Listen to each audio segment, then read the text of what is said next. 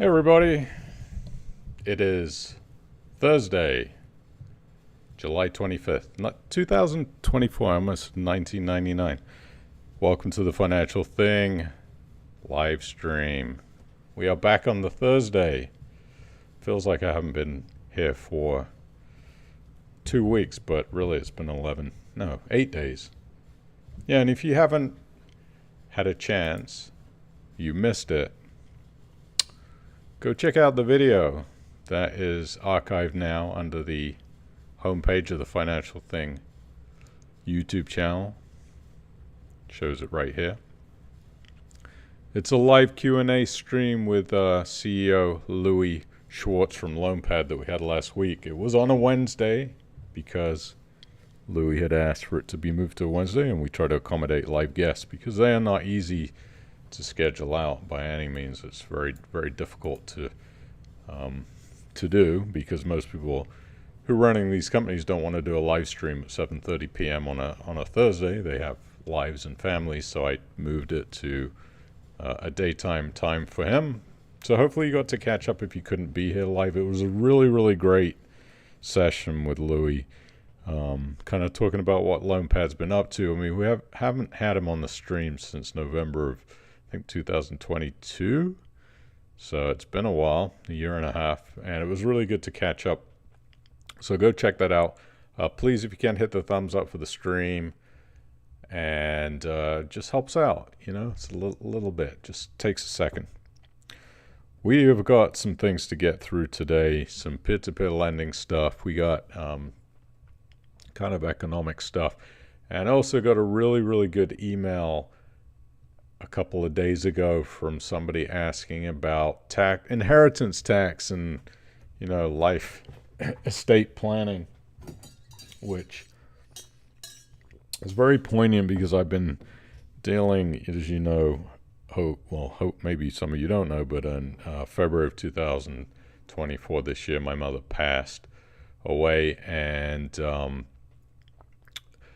when somebody passes away in your family, you have to deal with everything that comes along with that, including getting their affairs in order, probate, taxes, and it's been quite a learning experience. And it's funny I got that email because kind of what I've been dealing with the last 3 or 4 or 5 months with my siblings is trying to figure out what the heck was going on with my mother and her situation. Even though I had somewhat of a hold on it, you get an elderly parent, they're doing things that you don't even know about, and things weren't very organized, even though I did try to keep things as organized as possible as I could as she got older. But yeah, so I got an interesting email about planning and whatnot. So we're going to talk about inheritance tax stuff and some life planning things. As we get older, we have to start looking at that, unfortunately. For you youngins out there, you don't have to worry too much about it, but you know, for people who are getting into those retirement years, it's something really important that you probably should take a look at and make sure you have in order. So we'll talk about that. Welcome to everybody who's here and everybody who's watching in the future. Quick word to sponsor. We'll say hi to Holly. She is doing really well. Been taking her out for a run in the mornings in this hot Florida heat, whereas, by the way, it's very actually cloudy today. It's about 32 degrees. So she's been pretty sleepy during the daytime. But a quick word to our sponsor. Where is my button? Of course, it's not coming up today. I don't know why. But I'll do it manually. Cufflink. You can earn up to, hang on. Where is it? Well, give me a second. I'm going to just put the little Cufflink logo up. There we go. And this is totally off the top of the head. 10.25% up to on the auto product. Remember, the interest rates do change, so please check Cufflink's website for the current rates that they're offering. Right now you can get, they offer, I think, advertised up to 12.8% select loans, but Auto Invest, you can get 10.25% on the 1-year product, which I did invest in myself a couple of months ago. That is backed by UK property through peer-to-peer lending. So please remember, it's not protected by the FSCS, so it is a investment. So please don't invest more than you can afford to lose. You want to check out a account for free. There's a link in the description below, or go to, I think it's join.cufflink.com/financial-thing if my memory serves me correctly. Yeah, so thank you to Cufflink for sponsoring the stream and for sponsoring the Harley Cam. We do appreciate you. Anyways, let's say a quick hi to everybody who is here joining live. Annabelle, you're up first. Hola, from the hot Costa Blanca. Very cool. Well, very hot, but cool too. Chimpo Naughty is here. Good evening, sir. Peter Vince. Also, Compost Pete on Twitter, if you can find him. Hello from Leatherhead. In Surrey, drizzly here today. Has been good and promises better for the weekend. Well, it's the typical British summertime, right? Dave Dawson in sunny Staffordshire. Colin Perry in the Peak District. We've got Paul here in Kenilworth. Alan Stratford from a bright Worcestershire.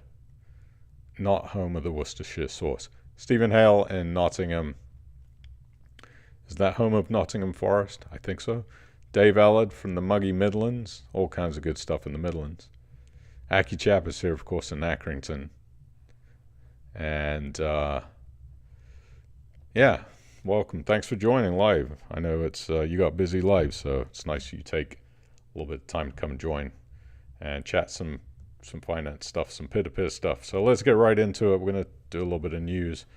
I also wanted to show you, for anybody that doesn't invest in Cufflink's auto product, because I didn't for a long time. I was a select guy until they changed their policies about how much you had to go ahead and put in. But I'm going to show you what the auto product looks like just very quickly, because to be quite honest, I never really looked at it myself. But is that, can we see that? Hold on. Let me make sure this is in view. Might be off screen. Oh, there we go. Okay. So when you invest in the auto invest product, so I've only got a small amount in here. Well, not small to some people, but to others it may be. You can see here the amount invested, £500 and 15p. Shows you how much interest you've accrued, not accrued. The interest rate of 10.25%, the expected loan date. But if you click on this nifty breakdown button, it's going to show you, hopefully, come on, all of the investments that are inside this auto product, and some pretty interesting information too about the loan. You can see how much the borrower is paying, right? And this is per month, definitely not per year. 1.34% on that loan. A lot of them seem to be the same rate. You've got this one at 1.25%, but it shows you all of the loan statuses. Some of them are in default. It's quite a lot. Some of them are performing. Some of them are, some of them are performing. Some of them are in default. You can look at all the different loans that you have in that auto product. It's quite a few actually that are pending loan update changes. But yeah, if you want to invest in that 1 year product, it does give you quite a lot of information. Like to see those default rates really get under control, even though I'm not usually concerned about them. But that's what it looks like. It looks very different to the select product, which I don't have too much of those anymore because of the high amount per loan that you have to put in. But just wanted to show you that. So let's get into a little bit of news here. Folk to folk. Mr. Roy Warren, who we've had on the stream, they've hit 700 million pounds of a lending milestone, fueling regional business growth. This was a press release on July 23rd, 2024. So that's quite a big number. Couple of years, you expect them to hit that 1 billion pound lending milestone, which is quite a lot. They've been going since 2013. They provide loans from 100K upwards to help businesses grow, start, and diversify in every region in the UK. So unfortunately, if you're an overseas US investor or in other parts of the world, you won't be able to invest through folk to folk, but if you are in the UK, you can. Or if you have a UK address and a bank account, you can. Investors enjoy the security of property-backed investing. Currently, attractive returns starting at 8.75% a year and a track record of 0 capital losses to date. They are based in Cornwall and Gloucester. They have had real impacts on the UK economy, especially for smaller businesses and smaller developers. They've, obviously by lending out money encourages building, encourages sustained growth regionally, bringing small businesses together with investors with very positive knock-on effects. Benefits range from job creation and house building to enhancing local supply chains and improving leisure and tourism facilities. Roy Warren says, he is the director, the MD, the big boss man. This achievement is testament to the trust and support of our borrowers and investors and reinforces our mission to help create prosperity across the UK. We remain committed to providing fast, flexible, and friendly, try saying that when you're drunk, fast, flexible, and friendly lending solutions that enable local businesses to thrive. In the last 12 months, Folk2Folk has demonstrated its commitment to enabling regional business success. And they have funded projects including, this is cool, a startup creating custom handmade cricket bats. A community interest company established sharing community workspace, the purchase and operation of local village stores with post offices, etc., etc. And they obviously do secured property lending, so the loans are secured by property, which obviously reduces the risk. Of course, there is risk involved. And says for investors, Folk2Folk offers attractive property secured investment opportunities where you can self-select your own investments, earn a fixed monthly income while knowing that their funds are making a difference in regional community. Over the past year, Folk2Folk has paid out £15.78 million in interest, demonstrating the substantial returns the platform offers. One little side note too, by the way, talking about risk, we have to just mention, or I have to just mention, because I've got in a couple of emails over the years of basically people that are pissed off because they put money into investments that have lost some money, sometimes have gone to zero. And this is why I always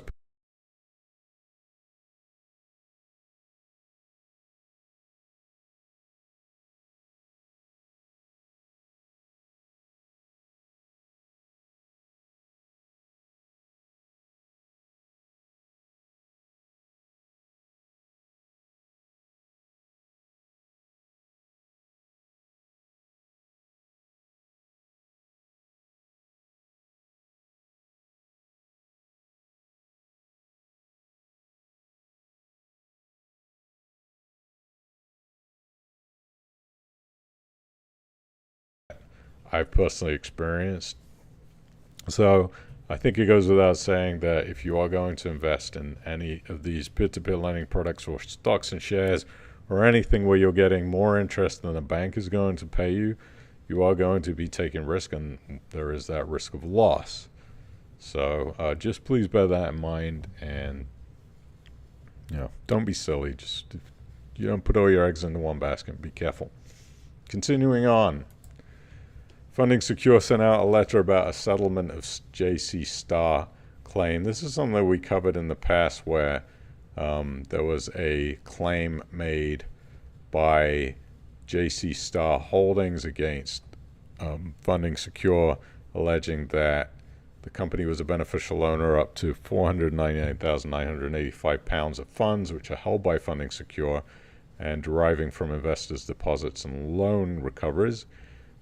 Funding Secure was unsure which funds JCS asserted interest in, but they have come to a agreement. Hold on one second. They've come to an agreement. Let me just check something real quick here. They've come to an agreement through Funding Secure, and I don't claim to know all the things in the world about this. Yes, the screen did come. Sorry about that. The screen did come to the Holly countdown because again, look, I wanted risk, so you're all good. Don't worry about it. It's not time travel, I promise. Back to this. They have now finalized the order of the judgment, which has been in the amount of £200,000. So the claim has actually been settled. It was settled on the 2024 in July on the 11th. There were legal costs, the sum of £81,573 plus VAT. And, you know, whether or not JCS Star was correct or not, I think that Funding Secure came to the, well, not Funding Secure, but the representatives came to the feeling that if they took this to court, it was going to end up costing way more than the 200 grand they were going to settle for. Unfortunately, lawsuits are very damaging for the people that have to defend against them. It's just the nature of the magistrate court, and sometimes it's better just to settle these things and kind of move on, take the loss. Because one of the other problems too is when you go to court, those funds that are alleged to be in that claim of close to 500,000 are just going to get frozen, and that could happen for a couple of years. It says that inside of this settlement.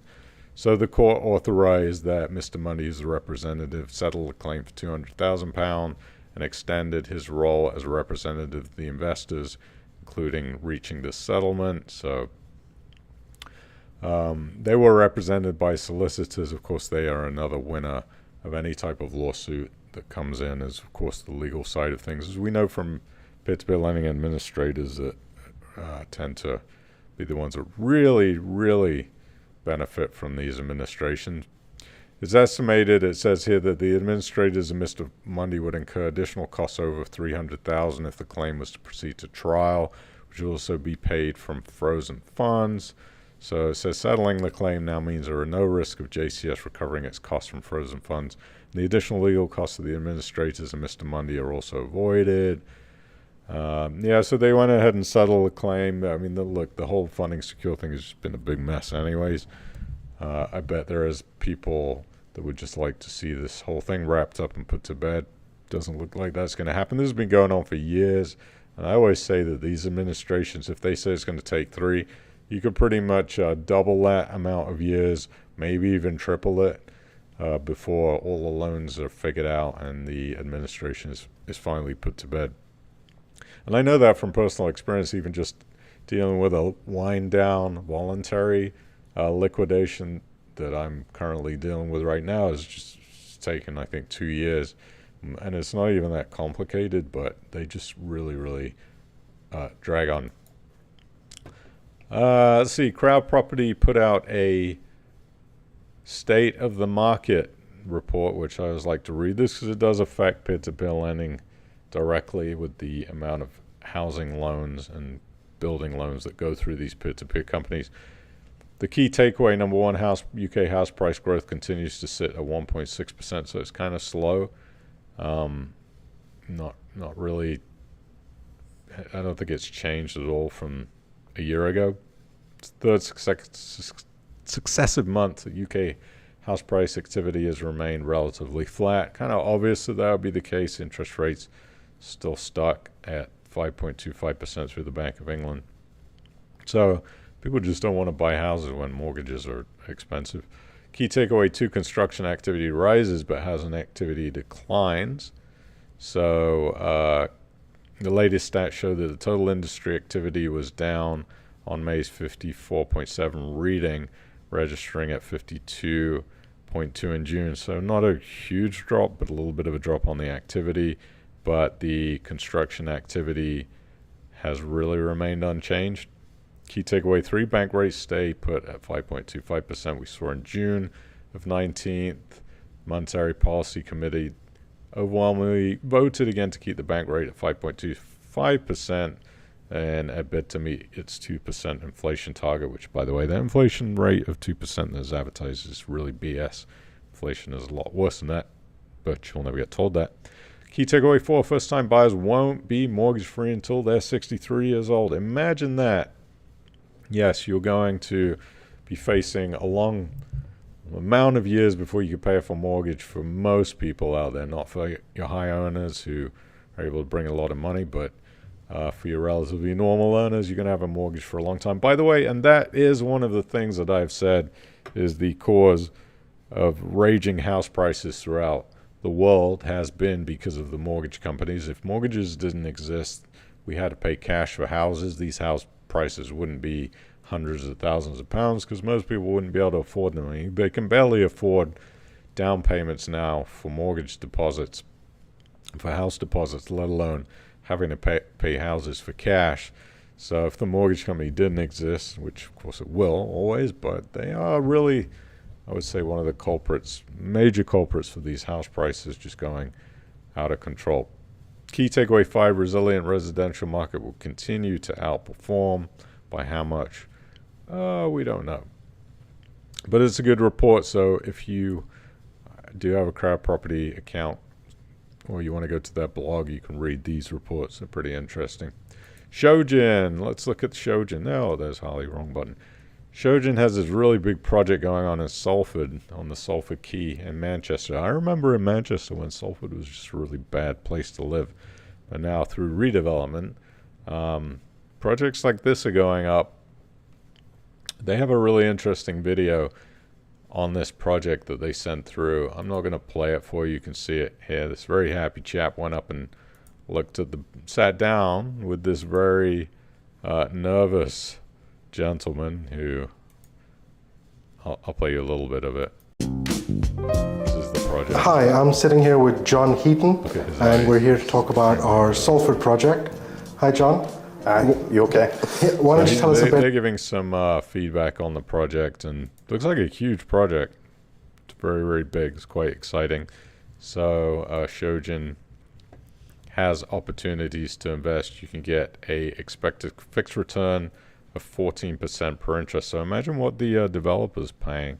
This is tranche 3, so we've had 3 tranches so far. Imagine what the developer is paying if you're getting paid 14%. Keep that in mind. See the risk warning at the top. Keep that in mind when you're investing in these things, that there is risk involved. You're going to get paid 14%. Banks are paying about 5, a little bit less than 5 now, maybe 4.5 to 5. You're getting 14. Just keep in mind there is risk. Over half of landlord invest funds funded in under 5 minutes, going to show you how much demand there is for these peer-to-peer lending loans on landlord invest. They've increased the proportion of loans that are funded on the platform in under 5 minutes from 2.7% to 55.1%. That means people have money that they need to put somewhere, and they are going into these loans. An analysis of a sample of loans between 2017 and 2024 found that 38.6% of all loans funded in less than 5 minutes, and 42% were funded in less than 10 minutes. So there are still loans that you can get if you're not sitting in front of the computer waiting when these loans get put up there. Almost 40% of all loans have been funded in under 5 minutes, and over half within an hour. In contrast, only 8.1% of loans from before 3 years ago were funded within an hour. So it just goes to show you demand is increasing on landlord invest. The UK buy-to-let market shrinks for the first time, albeit, I mean, it's actually quite a big drop-off. New data from the UK finance body showed that there were 2.039 million outstanding buy-to-let mortgages in the first quarter of 2023, which fell to 1.98 in the first quarter of 2024. So it's quite a significant drop-off. New loans for buy-to-let house purchases have fallen significantly. 25,280 new loans were issued in the last quarter of 2022, down to just 12,422 of the first quarter of this year. Of course, that has to do with the difficulty of the housing market plus high interest rates. And also, when people are trying to figure out buy-to-let properties and whether they're even worthwhile taking, you got to look at cash flow, right? If your expenses are very close to break even of what your rent's bringing in, it doesn't really make a lot of sense. Yes, you hope to get some appreciation in the housing market in the future, but there's no guarantee at the end of the day. And I've always said that betting on house price appreciation is quite risky. The key to making money in real estate is cash flow. If if you're cash flowing more than your expenses, you're in a good position. Now, with these higher interest rates on mortgages, people are starting to understand that it doesn't make a lot of sense.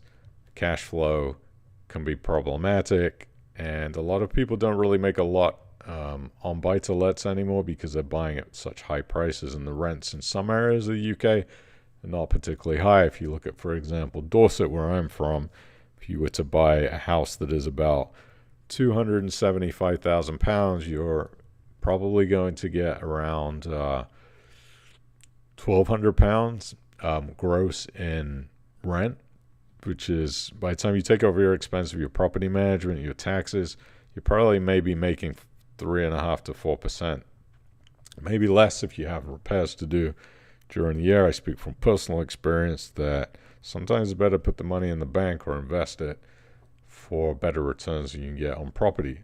Not saying property is all bad, because it isn't. If you were able to buy stuff 20 years ago, of course you're quids in.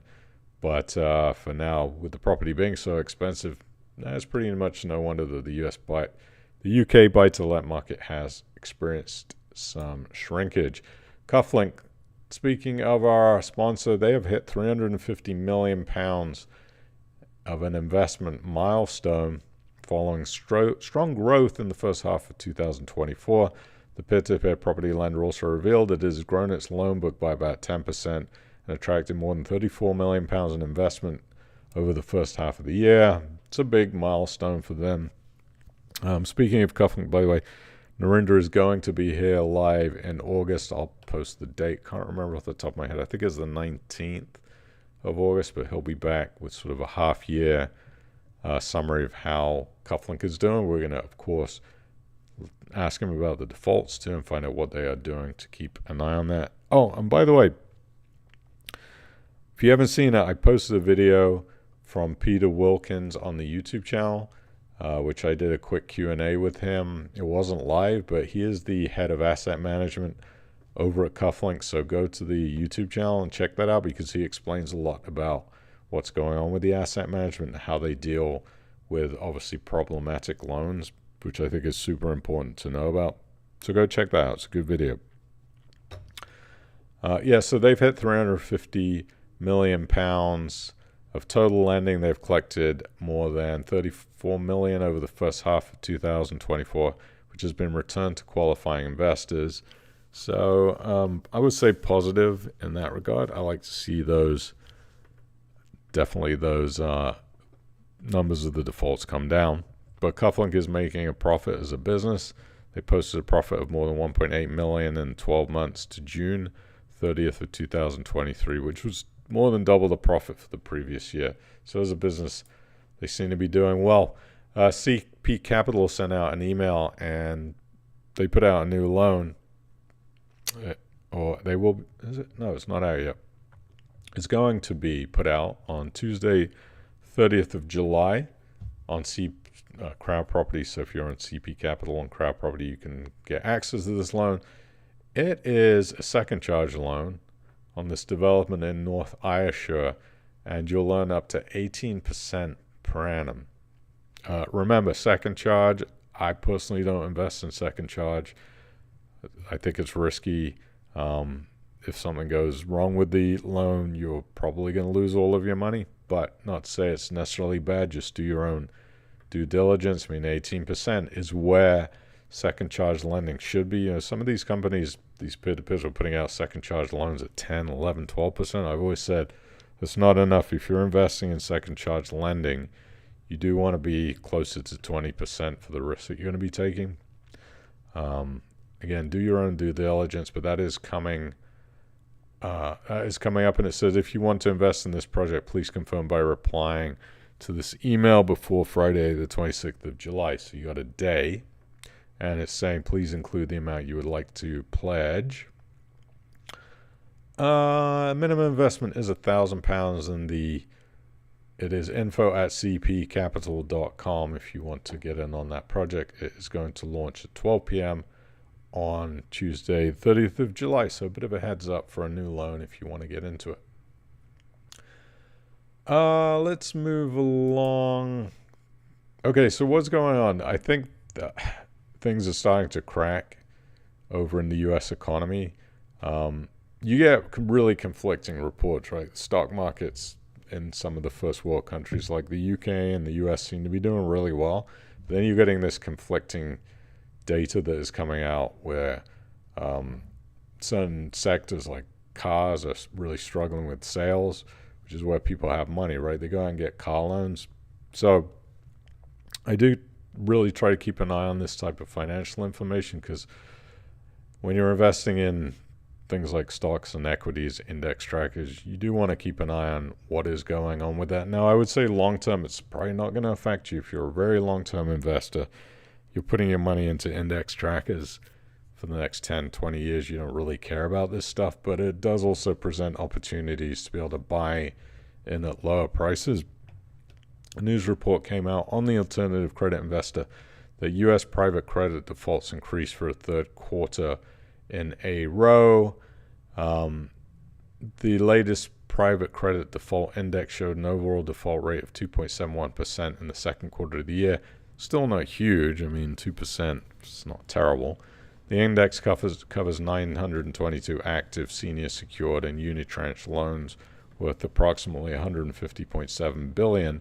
The default rate has increased from 1.6% since the end of 2023. In the first quarter of 2024, the default rate was 1.84%. So definitely something to keep an eye out. It is starting to rise up. I think there's some very interesting things going on in the economy. If you look at this UK inflation rate, the CPI in the UK, where there's massive spike during the virus days, now reported here has come down to 2%, which is where they would like you to believe it is and where it should be. This is targeted. I don't think that these rates are really accurate. I imagine that the government might not be telling you the real truth about what's going out there. And trust me, you go to the shops, you're going to notice the pinch in your pocketbook. But there's some interesting earnings that came out this year in the U.S. Sorry, not this year, this week. Today, Ford shares tumbled 13% after a massive earnings risk. So that means people are not buying as many cars. I think it's one of the general barometers of how the economy is doing. Of course, car prices have just gotten absolutely ridiculous. But Ford today is down right now 18%. So if you like Ford stock, I personally don't, but if you do like Ford stock, it might be a good time to jump in. Not financial advice. Also, Jeep and Stellantis report. Look at this, 48% drop in first half net profit on weak U.S. sales.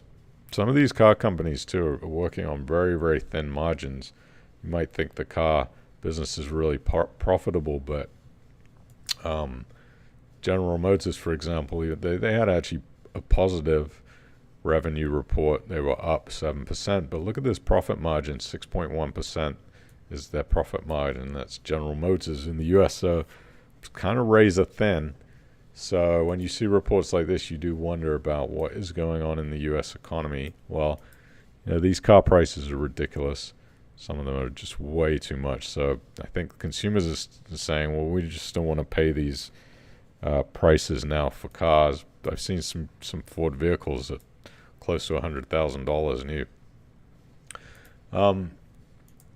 Also, New York Community Bank Corp posted these big losses, and for a bank, that's never really a good thing to see. This is quite a substantial sized bank, and they reported a loss of $323 million in the second quarter, and there are reports to them being very overexposed to multifamily lending. That's things like flats and larger buildings.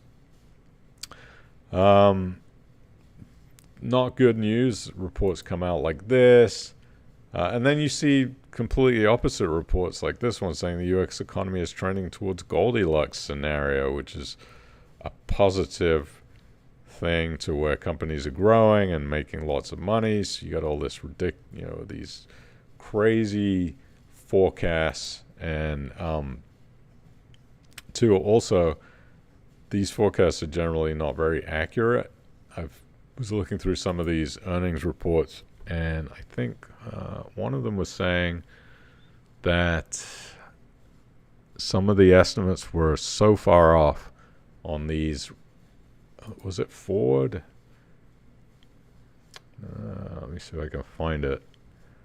It's saying like 7 out of 10 of the estimates were saying they were going to make 35-cent share loss, and it came out to be $1.14. So it just goes to show you some of these estimates are not accurate at all. So this is why you cannot trust what you read on these reports and on these estimates that financial analysts put out, because they're usually never correct. Sometimes they get it right, but a lot of the times they're not correct. Yeah, so that's not good signs. And we saw this big drop. I don't want to join. No, what are you doing? Let me see if I can refresh this. We saw a big drop in the S&P 500 this week. I'm sure if anybody follows the stock market, yesterday was a pretty bloody red day right here. Boom. And then all of a sudden, this recovery, this like dead cat bounce. So let's see today. Today we had a recovery. We were down earlier today right here. Let's see what the it was like 5,348, and then recovered up and up and up, and then boom, right back down to basically even 0.02%. So just crazy volatility that is going on in the market. So let's take a quick look at the trading on two portfolio. I had a bit of a heart attack when I opened it up this morning. It was a reading at 21,600 pounds. After 2 days ago, it was over 23,000. So really high volatility. Right now, standing at 22,376. And I added a position today. AMD, the computer chip manufacturer that deals a lot in AI.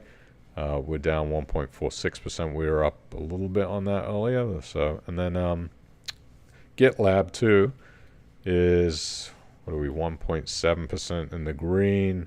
We just had a pretty rough last couple of days. Let's see. Oh, Mobileye Global down 21% now at this point. This is why stock picking is just never a good idea. Right there, case in point. I've done research on this company. I think it's a good long-term play. Not financial advice. Please don't follow this, because I've been wrong many, many times. But right now, down 20%. I did add to this position too when it was falling. I think it was minus 15%, so I added some more. Probably be it for that. NVIDIA is not having the greatest week too. So, but generally, I mean, the portfolio is still doing well. Let's go to the mailbag.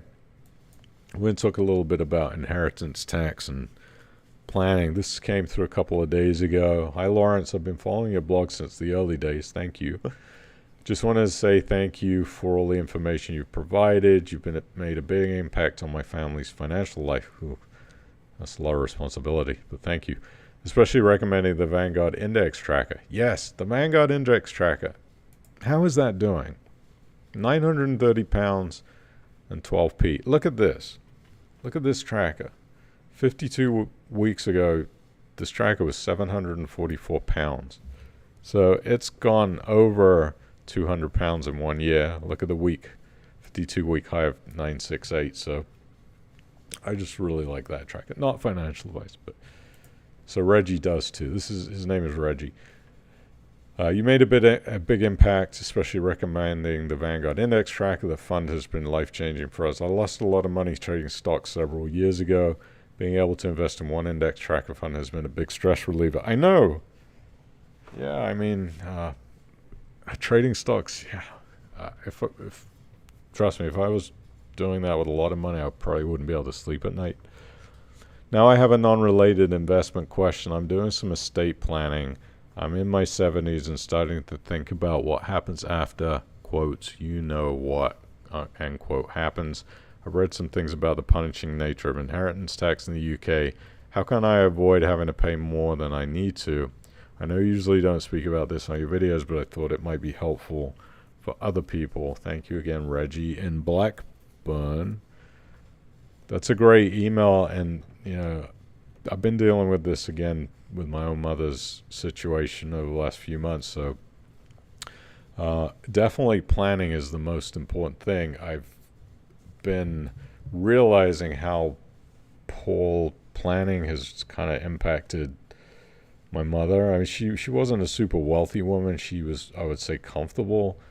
But there are certain things I wish that had taken place many, many years ago when my dad was around and he had done a little bit more planning. One of the things that he did do, which was actually really turned out to be a major headache and not very good investment wise, is back in the 1990s, he took one of these prudential insurance policies out that was basically, if there was going to be any inheritance tax to pay, this prudential policy was designed that if somebody were to pass away, they would give a payout to pay those inheritance tax. Now, you probably already know this, everybody listening, but for those who don't, in the UK, the inheritance tax level is really, really low compared to the US, which for a married couple is 10 million US dollars. You don't have to pay anything up to 10 million. If you have anything over 10 million, you pay.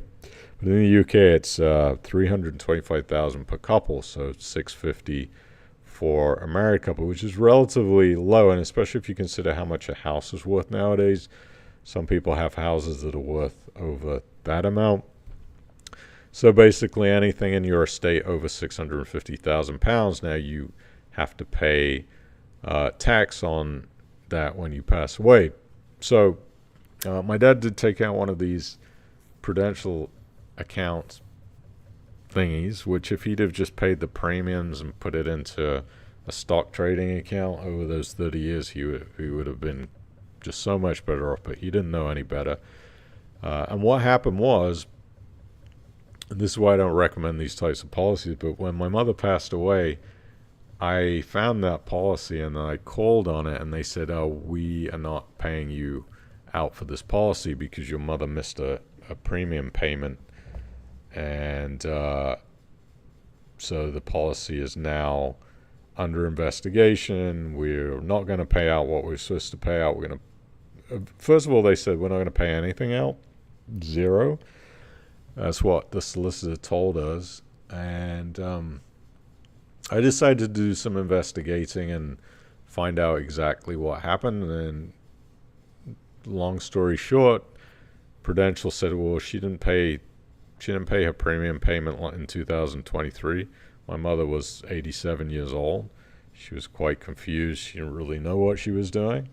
But it didn't sound right to me because I'd had conversations with her about paying it. It was quite a decent amount of money. It was about £6,800.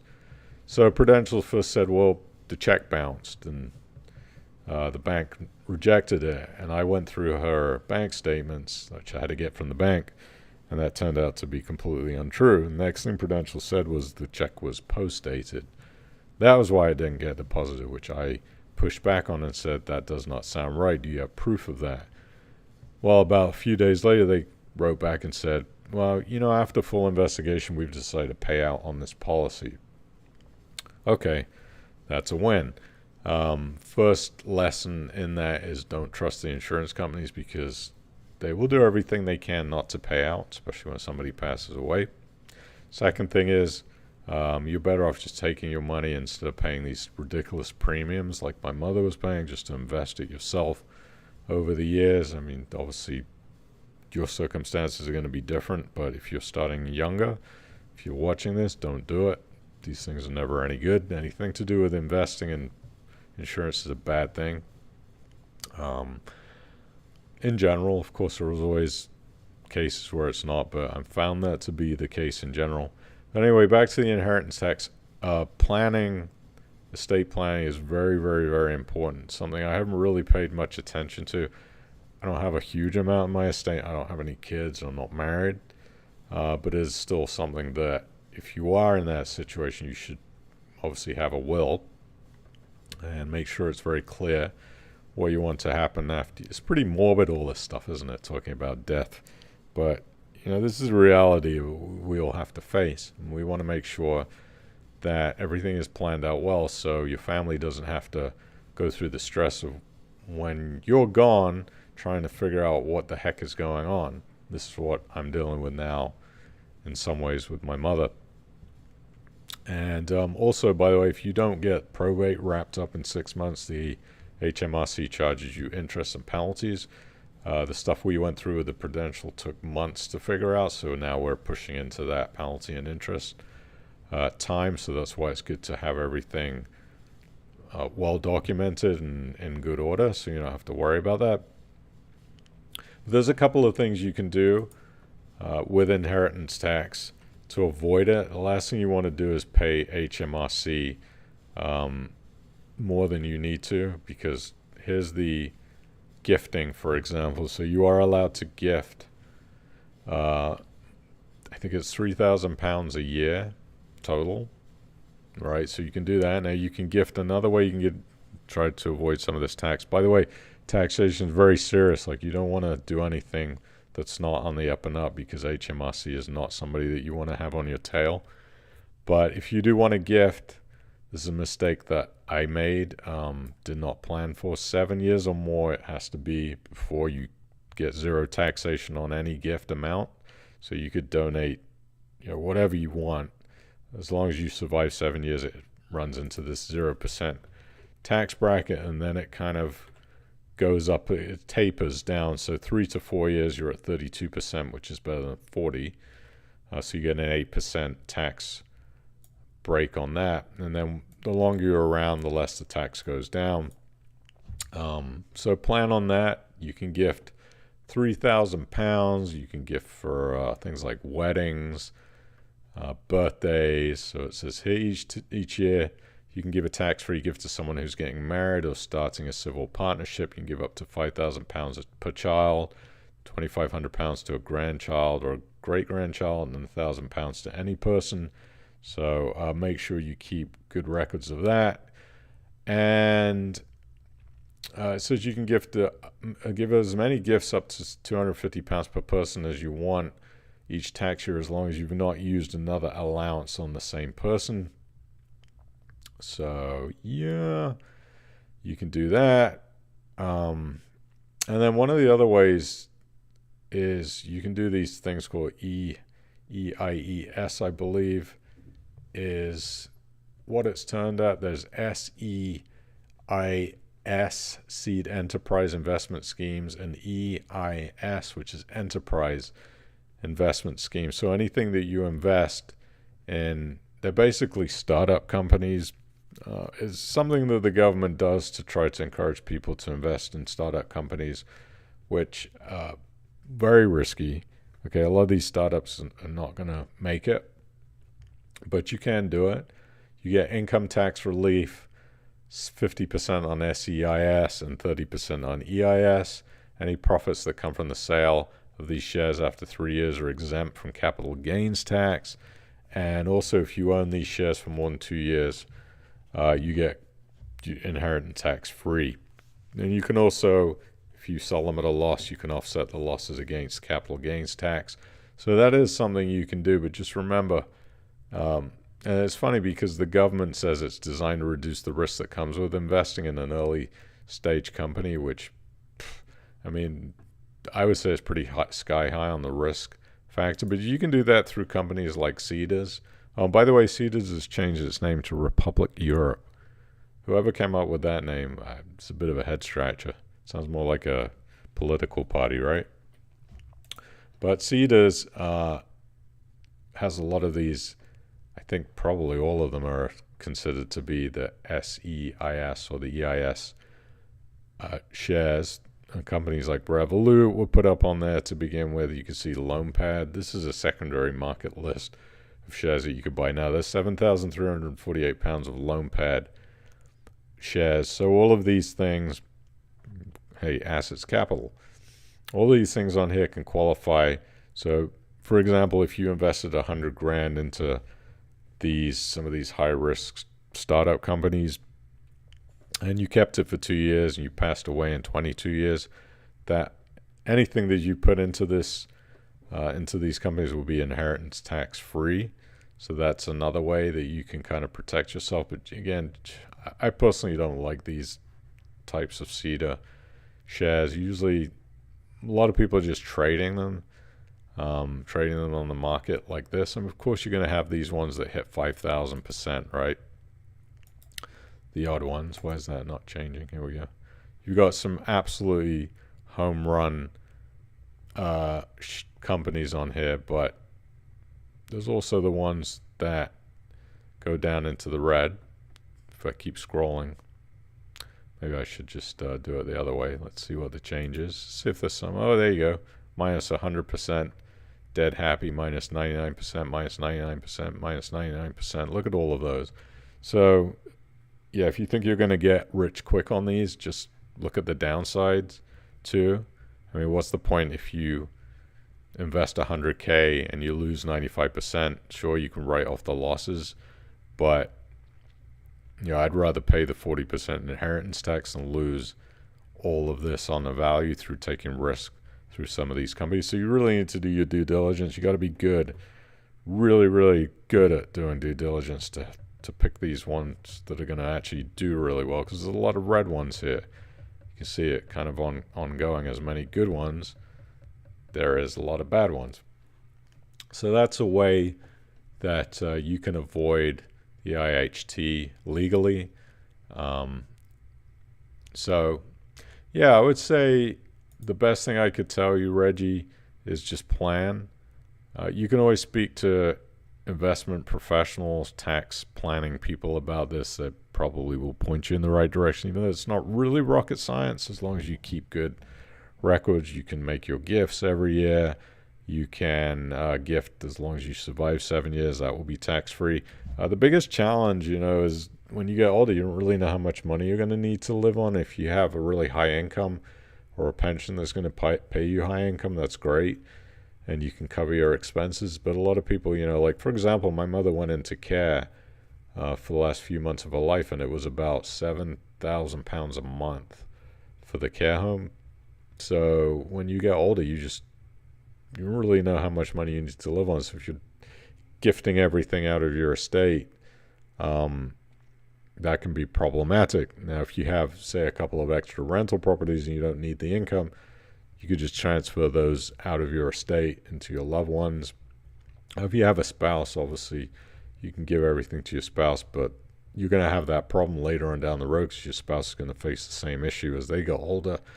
But you can move those, and you could utilize things like trusts and whatnot. Go speak to a lawyer. But Reggie, there's a good guide on the gov.uk. It's inheritance dash tax. You can pretty much read about everything to do with the inheritance tax. It's really not that complicated. I personally don't recommend doing the high-risk startup companies to avoid inheritance tax. I think there's better ways to do it, but if you go to the gov.uk website and type in death and bereavement, it shows you here all of the information that you need about IHT. I hope one day that inheritance tax threshold really gets moved. I think it's really ridiculous that the threshold is only $650,000, especially with the increases in real estate prices. But that's the way it is. That's the way the law is right now. Well, I guess you can move to a different country where it's not like that, but unfortunately that's the way it is. And by the way, you can donate to charity too if you want to give some of your money to charity. That is inheritance tax free. It says if you give away your home to your children or grandchildren, your threshold can increase to $500,000. So that is also another way you could put your primary home into you can give it to your kids. I think you have to live there. I mean, if they looked at you and you weren't living there, that would be weird. So look into the laws on that. Again, I'm not a tax person. I'm not an inheritance tax specialist. This is just speaking through the experience that I have gone through myself over the last few months. But essential, just plan well, Reggie, and I think you'll be okay. One other bit of news that happened this week that was a big deal. We had the spot Ethereum ETF started trading in the US. They're definitely not as popular is the Bitcoin ETFs, where they had several billion go into those in a very short period of time. I think trading on the Ethereum ETFs, these are spot, which means they have to actually hold the Ethereum in custody. Some of them are using Coinbase. Fidelity is custodying their own Ethereum, but they're trading of $1 billion on the first day. I think 100 million net inflows, and they're predicting there'll be between 750 million and $1 billion of net inflows in the first 5 to 6 months. It's had a bit of a rough trading time for its first. Look, here we go again. It's telling me to sign up for the first. Is this it? Is this it? Come on, show me the chart. Yeah, you can see here. This is the trading chart of the ETF. You're not going to be able to buy this in the UK, but if you are in other countries, you can. You can see here it started about $26, 26 and a half, and then bump. We had this big dump when we had that market dump yesterday. So it could be an opportunity to get in as a discount. I personally bought some of the Bitcoin ETF when it was first released. I think it was about $33 and now 6 at 58. So it could be an opportunity. Again, not financial advice, but they have started trading. It's kind of another bit of a milestone for the cryptocurrency industry to have these ETFs. Be careful, by the way. There's a lot of scams out there with crypto. And finally, since it's almost 3:30, this is a world of statistics. Average IQ by country. I don't know if you can see this list. Hopefully you can. On the edge of the screen. Where do you think the UK would sit on this list? South Korea apparently has the highest IQ on average, 107.54.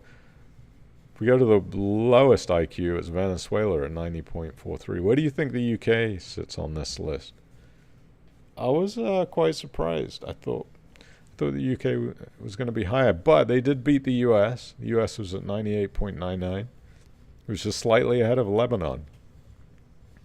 The UK sits at 99.82 average IQ. I have no idea what my IQ is. I would imagine it's pretty low because I'm not good at those IQ tests. But 99.82 is the average IQ in the UK.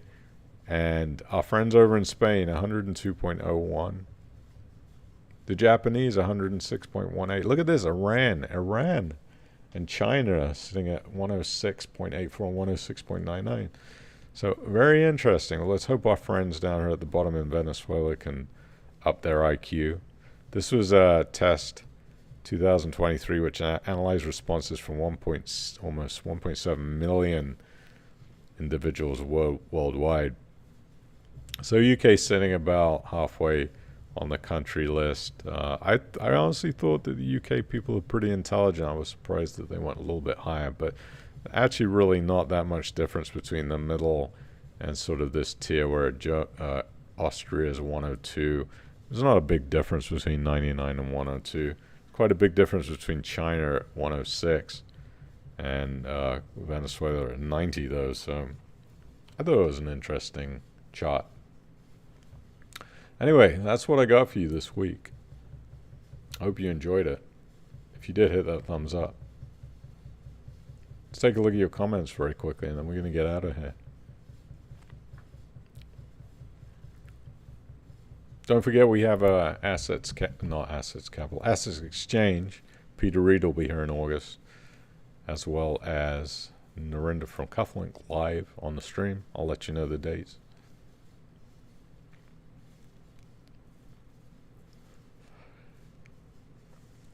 Peter Vince has been investing in Cufflink's auto product recently. Best interest rates, easy, pretty much guaranteed to repay in exactly. Yeah, I wouldn't use the word guarantee. There's nothing guaranteed with peer-to-peer lending, but it's definitely a good rate. Folk to folk, high minimum investment amount. Yeah, it is.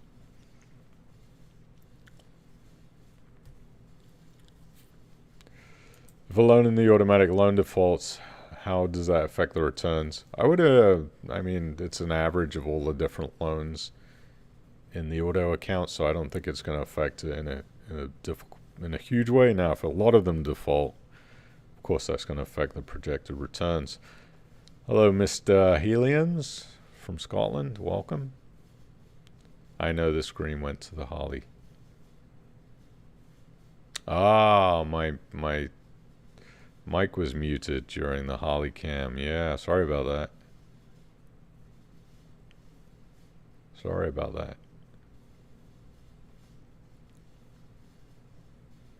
You said mortgages fuel house price rises, but how can people afford to buy a house before they retire without a mortgage or a loan? They can't anymore. You know, this is something that the problem is the mortgages have inflated the house prices so much that, I mean, there's still people that buy houses with cash, don't get me wrong, but nowadays, especially for a first-time house buyer, it's almost impossible. I think the point is if mortgages didn't exist to begin with, you wouldn't have seen this massive ballooning in house prices.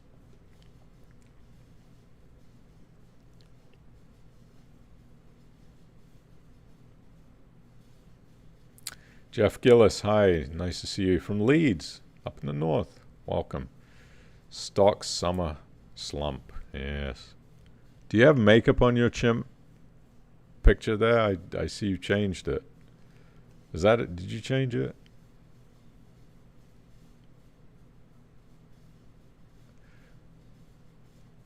Yes, this is a good point. Mark Mason says, I don't know anyone who's made any serious money with cedars. Most have lost capital. Yeah, and you know the crazy thing is they still continue to put money into these cedar projects. I just don't understand it. Raising now. Look at this. Look at these. Raised 87% of 160K. Look at this. Mode Mobile raised £2 million at 1,800 investors. £2 million. It's like people have more money than sense. 99% green lithium, 1.2 million pounds. 888,000, 109% raised. 400 grand, 200 grand. Where is all this money coming from? I don't know. I don't understand it. I've never understood it. It's very, very risky. Maybe they're just trying to avoid inheritance tax.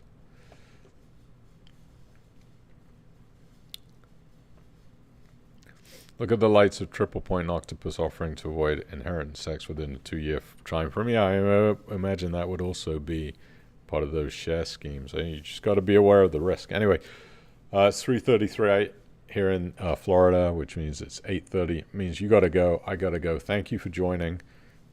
Goodbye from Holly. She is absolutely lights out today. Hopefully she learned something. We'll see you next Thursday, all being well. Sometimes the day does change, but generally Thursday. Hit that thumbs up before you log off if you can. Really appreciate every single one of you. Love you all. And I will see you next time. Take care. That's all I got for you tonight.